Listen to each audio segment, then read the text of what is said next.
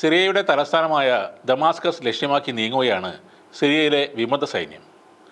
Aleppo, ഹമ എന്നീ നഗരങ്ങൾ പിടിച്ച ശേഷം വിമത സംഘം ഹോംസ് നഗരത്തിന് തൊട്ടടുത്തെത്തിയിരിക്കുകയാണ്. എന്നാൽ ഇതേസമയം സിറിയൻ ഇറാഖ് അതിർത്തി SDF എന്ന പേരുള്ള മറ്റൊരു വിമത സംഘവും പിടിച്ചെടുത്തിരിക്കുകയാണ്. എന്നാൽ ഈ സംഭവങ്ങൾക്കിടയിലും സിറിയൻ പ്രസിഡന്റ് ബഷറുൽ അസദിന് പിന്തുണ നൽകുമെന്ന് റഷ്യയും ഇറാനും അറിയിച്ചിട്ടുണ്ട്.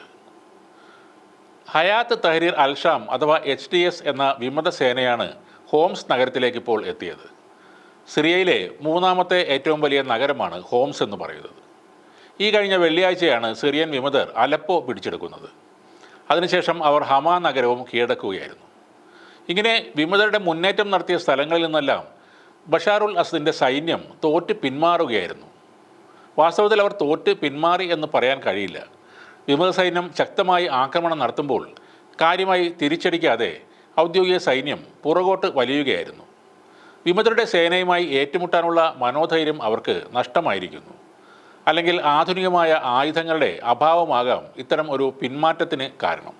ഒരേ സമയത്ത് തന്നെ മറ്റ് വിമത സംഘങ്ങൾ ലെബനോൺ, ഇറാഖ്, ഇറാൻ അതിർത്തികളുടെ നിയന്ത്രണവും പിടിച്ചെടുത്തു എന്നത് അങ്ങേയറ്റം ഗൗരവതരമായ ഒരു കാര്യമാണ്.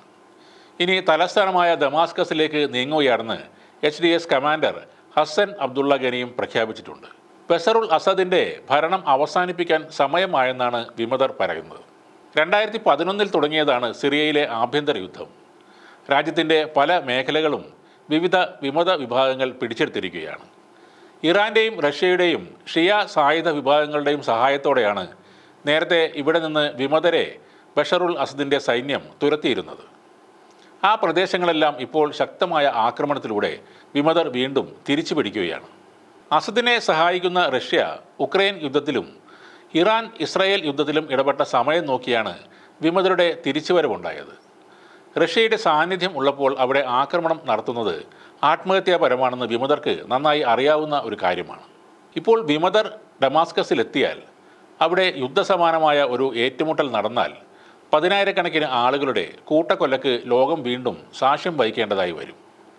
സംഘർഷം രൂക്ഷമായ സാഹചര്യത്തിൽ സിറിയയിൽ നിന്ന് നാട്ടിലേക്ക് മടങ്ങണമെന്ന് പൗരന്മാരോട് റഷ്യ ആവശ്യപ്പെട്ടിട്ടുണ്ട്.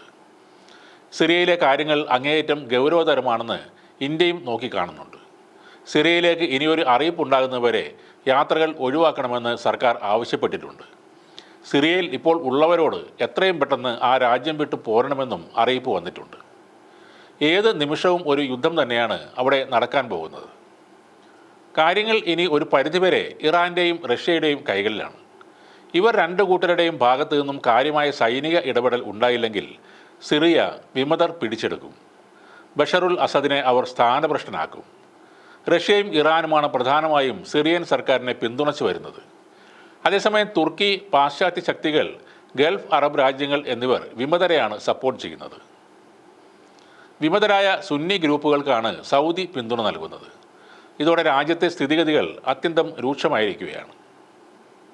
എന്നാൽ നിലവിലെ സാഹചര്യം സിറിയൻ സർക്കാരിന് വലിയ വെല്ലുവിളിയായി മാറിയേക്കാം. റഷ്യ വ്യോമാക്രമണം നടത്തി രംഗത്ത് വന്നിരുന്നുവെങ്കിലും മുമ്പ് നൽകിയതുപോലെയുള്ള പിന്തുണ റഷ്യയുടെയും ഇറാൻ്റെയും ഭാഗത്തു നിന്ന് അവർക്ക് ലഭിക്കാൻ സാധ്യത ഇപ്പോൾ കുറവാണ്. UN-ൽ സിറിയക്കെതിരെ വന്ന പ്രമേയങ്ങൾ വീറ്റോ ചെയ്ത് ഒഴിവാക്കിയിരുന്ന രാജ്യമാണ് റഷ്യ.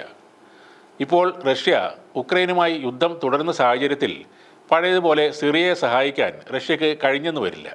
ഇറാൻ്റെ പിന്തുണയുള്ള ഹമാസും ഹിസ്ബുള്ളയും ഇസ്രയേലുമായി യുദ്ധത്തിലാണ്. അതിനാൽ തന്നെ വിമതർ ആക്രമണം ശക്തമാക്കിയാൽ ഇറാൻ നൽകുന്ന പിന്തുണ സിറിയക്ക് എത്രത്തോളം ഉണ്ടാകുമെന്ന് കണ്ടു തന്നെ അറിയണം. ചുരുക്കി പറഞ്ഞാൽ അസദ് സർക്കാരിന് ഇത് നിർണായകമായൊരു പരീക്ഷണ കാലഘട്ടം തന്നെയാണ്.